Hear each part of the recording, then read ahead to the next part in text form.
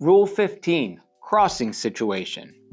When two power-driven vessels are crossing so as to involve risk of collision, the vessel which has the other on her starboard side shall keep out of the way and shall, if the circumstances of the case admit, avoid crossing ahead of the other vessel.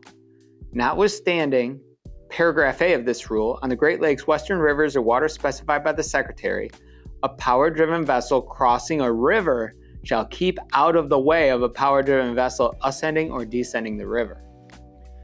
All right, let's check this out. This is your typical crossing situation. So it says, in a crossing situation, we have two vessels, they're crossing,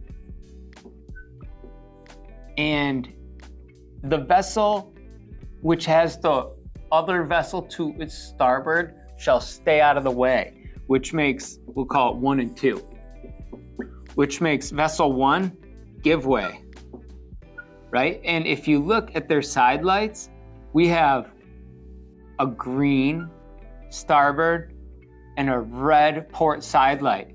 Same with over here, right? So port, we have a red port side light, a green starboard side light, which is interesting because if you're here and you look over, what do you see? Red light tells you you're the giveaway vessel. And the rule goes on to say, avoid crossing ahead, right? So the giveaway vessel avoids crossing ahead of the other vessel. The stand-on vessel maintains course and speed. And again, they're going to see the green light. The giveaway vessel avoids crossing ahead of the other vessel. And then again, it mentioned on the inland rules, it mentioned a downbound vessel and an upbound vessel. And it says, here you are, you're a crossing vessel.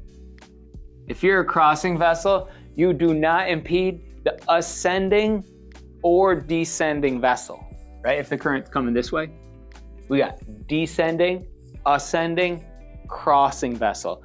The vessel crossing does not impede the ascending or descending vessel.